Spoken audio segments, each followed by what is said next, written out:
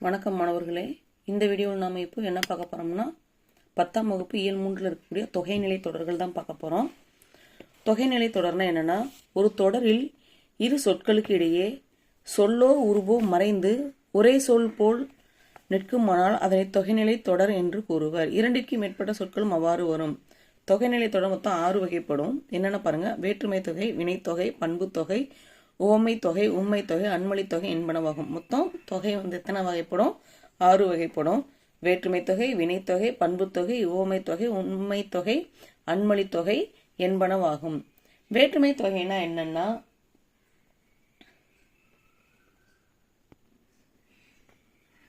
பாருங்க, மதுரை சென்றார். எடுத்துக்காட்டு: மதுரை சென்றார்.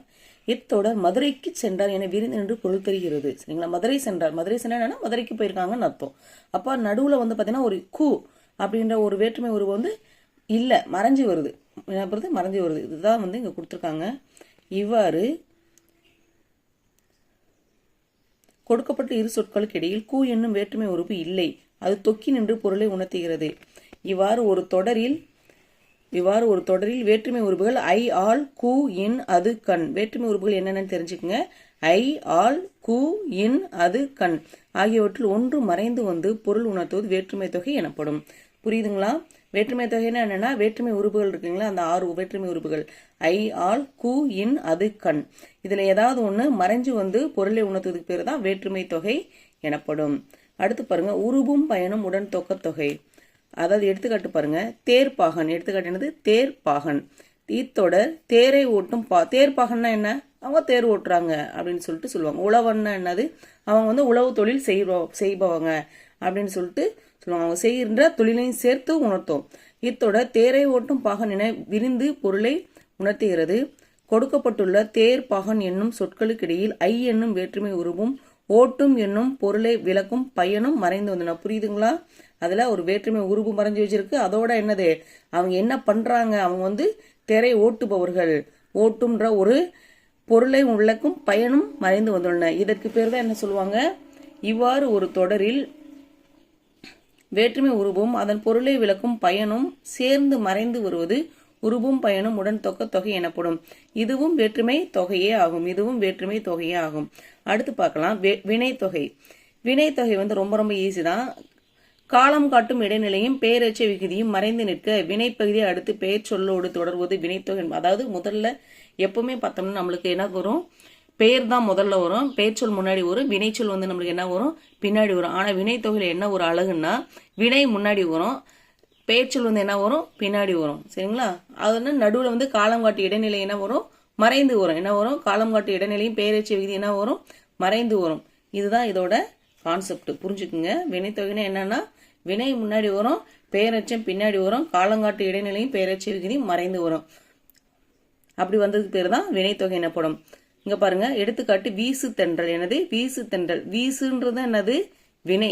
இது பின்னாடி வரணும். ஆனா பாத்தீங்கன்னா முன்னாடி வந்திருக்கு. தென்றல் ஒரு பெயர்ச்சொல். பெயர்ச்சொல் பாருங்க, இது பின்னாடி வந்திருக்கு. அந்த மாதிரி நடுவுல பாருங்க, இப்ப வீசு தென்றல்னா இது வீசுகின்ற தென்றலா, இல்ல வீசிய தென்றலா, இல்ல வீசும் தென்றலா, ஏதாவது ஒரு காலத்தை காட்டணும். ஒண்ணு நிகழ்காலமோ இல்ல இறந்த காலமோ எதுவுமே காட்டாம வீசு தென்றல் மட்டும் இருக்கு. இந்த மாதிரி வர்றதுக்கு பேர் தான் என்னது? வினை தொகை.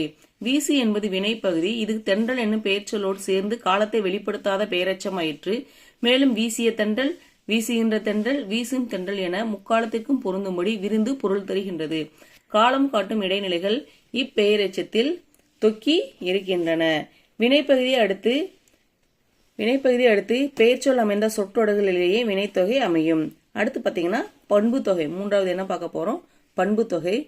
நிறம், வடிவம், சுவை, அளவு முதலானவற்றை உணர்த்தும் பண்பு பெயருக்கும் அது தழுவி நிற்கும் பெயர் சொல்லுக்கும் இடையில் மை என்னும் பண்பு விகுதியும் ஆகிய ஆன என்னும் பண்பு உறுப்புகள் மறைந்து வருவது பண்பு தொகை எனப்படும்.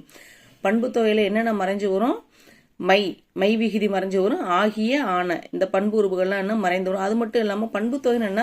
ஒரு பொருளோட பண்பு குறிக்குது. அது என்ன நிறத்துல இருக்குது, அது என்ன வடிவத்துல இருக்குது, அது என்ன சுவையில இருக்குது, அது என்ன அளவுல இருக்குது அப்படின்னு சொல்லிட்டு நிறம், வடிவம், சுவை, அளவு இதெல்லாம் உணர்த்ததுக்கு பேர் தான் பண்பு. அதோட பண்பு என்ன? அது என்னது? சிவப்பு நிறத்துல இருக்கும். அதுதான் அதோட குணம். அது கருப்பு நிறத்துல இருக்கும். அது வெள்ளை வெள்ளையன்னு இருக்கும், இல்ல பச்சை பசேன்னு இருக்கும். இல்லைன்னா அது வடிவம் அது வளைஞ்சு இருக்கும், அது வளைந்து நெளிந்து போகும். இந்த மாதிரி வந்து அதோட வடிவத்தை குறிக்கிறது. அது வந்து சதுர வடிவில் இருக்கும் அப்படின்னு சொல்லுவீங்களா. அது அந்த மாதிரி சுவைக்கு அது அது வந்து புளிக்கும், அது கசக்கும்.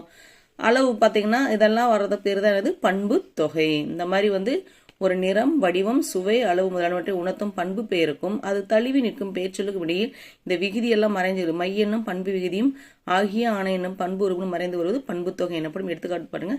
செங்காந்தல் என்னது செம்மையாகிய காந்தல். இங்க மை விகுதி மறைஞ்சு வச்சிருக்கா. செம்மை கூட்டல் காந்தல் தான். இதை பிரிச்சா எப்படி பிரிப்போம்? செம்மை கூட்டல் காந்தல். அதனாலதான் இது என்னது செம்மையாகிய காந்தல்.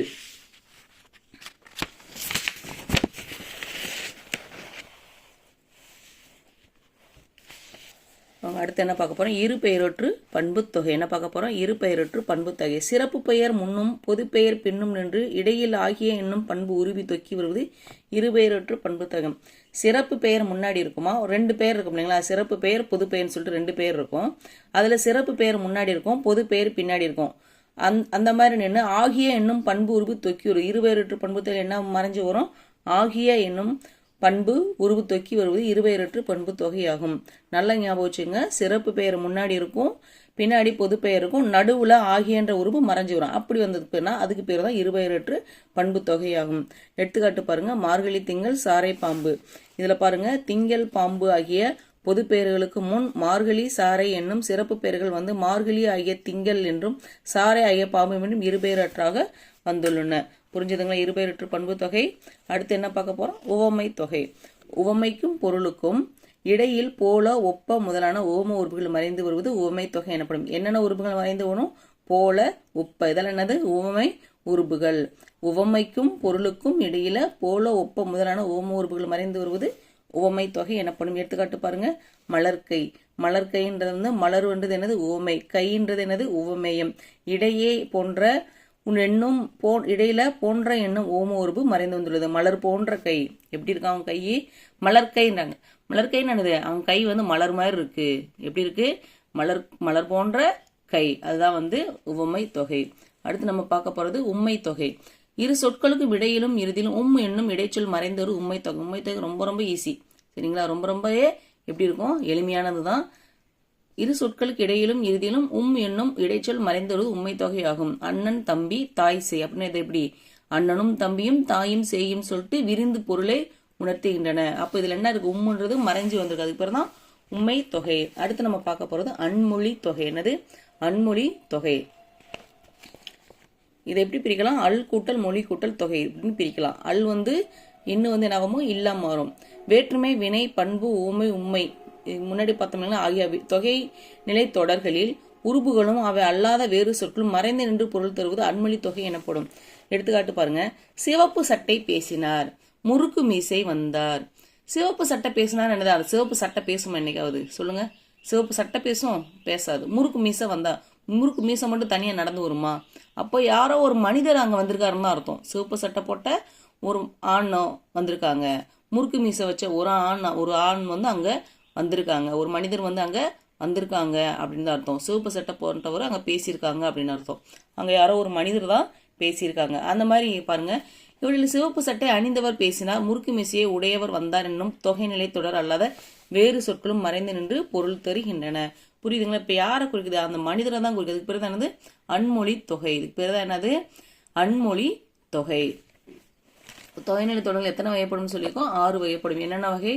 வேற்றுமை தொகை, வினைத்தொகை, பண்பு தொகை, உவமை தொகை, உண்மை தொகை, அன்மொழி தொகை. இப்ப தொகையெல்லாம் வந்து கண்டிப்பா மாணவர்களுக்கு புரிஞ்சிருக்கும். இந்த வீடியோ உங்களுக்கு பிடிச்சிருந்துச்சுன்னா மறக்காம லைக் பண்ணுங்க, கமெண்ட் பண்ணுங்க. உங்க நண்பர்களும் பார்க்கணும், வீடியோவை ஷேர் பண்ணுங்க. நன்றி, வணக்கம்.